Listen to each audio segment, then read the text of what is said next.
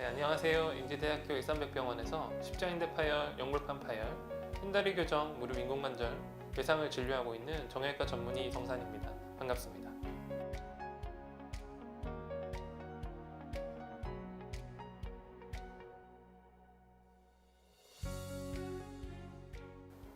무릎 통증 치료의 최후의 방법인 수술이 있습니다. 통증은 별로 심하지 않지만 엑스레이상 관절염이 심한 경우도 종종 있는데요.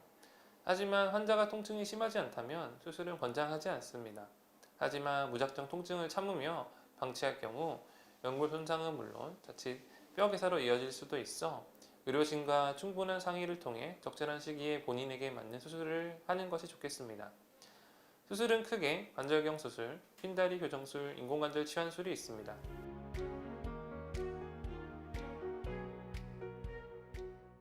관절경 수술은 흔히 무릎 시술 혹은 무릎 레이저 수술로 불리우는데요. 정형외과 영역에서 가장 흔하게 사용되고 있습니다. 관절 내 관찰을 위해 작은 절개를 통해 카메라를 삽입하고 대부분 마취 후 수술을 진행합니다. 통상적으로 2~3개의 절개가 필요하고 술기에 따라서는 추가적으로 3~4개의 절개가 더 필요하다고 할 수 있겠습니다. MRI 촬영에서 병변이 있다고 의심되었을 때 확실한지 관절경을 통해 병변의 유무를 진단할 수 있겠습니다.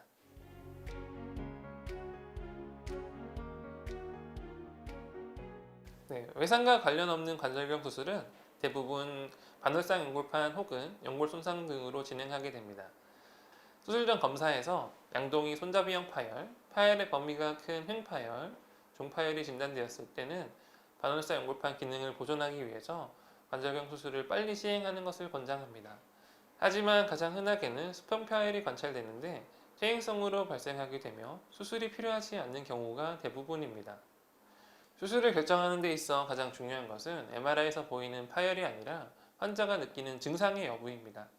극심한 통증을 호소하는 경우에는 보존적 치료를 거의 시행하지 않고 수술을 바로 진행하는 경우도 있지만 대부분의 환자에게서는 우선 최소 2~3개월간의 보존적 치료를 시도해 보는 것이 원칙이고 약물 치료 등의 보존적 치료에도 통증 혹은 관절의 잠김 증상 등이 지속될 때에는 수술적 치료가 필요합니다.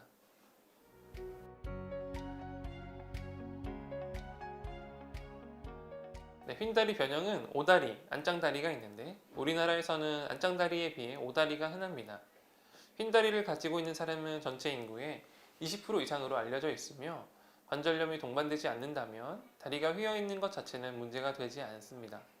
하지만 무릎 내측에 관절염이 있으면서 오다리가 있는 경우, 또 외측에 관절염이 있으면서 안짱다리가 있는 경우에는 다리가 휘어져 있는 것이 관절염을 더 악화시키는 요인이 됩니다. 특히 한국인에서는 무릎 안쪽 연골이 다르면서 오다리가 있는 경우가 흔하며 관절염이 진행할수록 서서히 오다리가 더 심해지게 되면서 서 있거나 걸을 때 체중이 관절 안쪽에 편중되어 관절 연골의 손상이 더욱더 진행되게 됩니다. 이때 휜다리를 경골 상단에서 절골하여 무릎에 힘을 교정해주는 수술을 근위경골 절골술이라고 하는데요. 근위경골 절골술은 관절염으로 다른 안쪽으로 실리던 체중이 건강한 바깥쪽 관절 부위로 옮겨가도록 만들어 무릎 통증이 완화되고 관절염이 가속화되는 것을 지연시킬 수 있습니다. 안짱다리와 동반된 바깥쪽 관절염이 오다리에 비해 드물지만 이에 대해서도 동일하게 휜다리 교정술을 시행해서 좋은 결과를 얻을 수 있습니다. 이 경우 절골술을 대퇴골에서 시행하게 됩니다.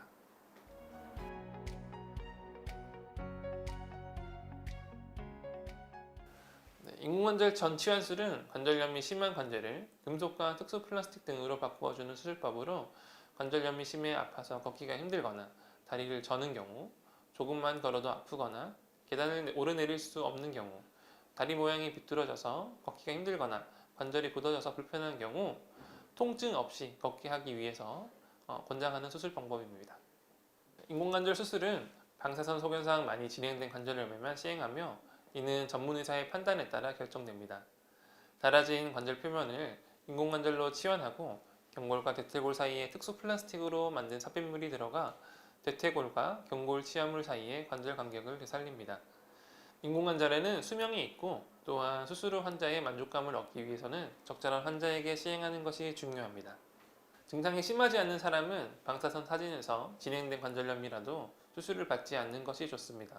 또 너무 젊은 나이이거나 심한 육체 노동, 운동을 하고자 하는 사람들은 뼈에 붙여놓은 인공관절이 분리되거나 쉽게 닳아 오래 쓰지 못하게 되므로 견딜 수만 있으면 하지 않는 것이 좋습니다. 또 감염이 있거나 수술할 부위에 염증이 있는 사람은 염증이 완전히 치유되고 난 다음 수술을 해야 인공관절 수술 이후에 삽입물을 다시 빼내야 하는 상황을 막을 수 있습니다.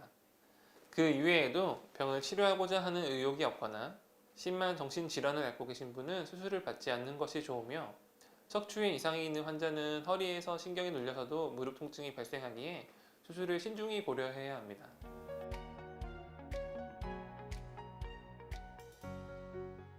네, 최신지견으로 줄기세포 수술이 있겠습니다.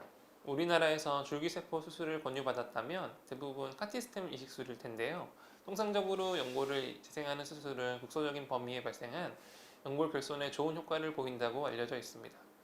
전반적인 연골 결손이 보이는 퇴행성 관절염의 경우 연골을 재생하는 수술의 결과가 좋지 않으므로 절골술이나 인공관절 수술의 방법을 채택합니다.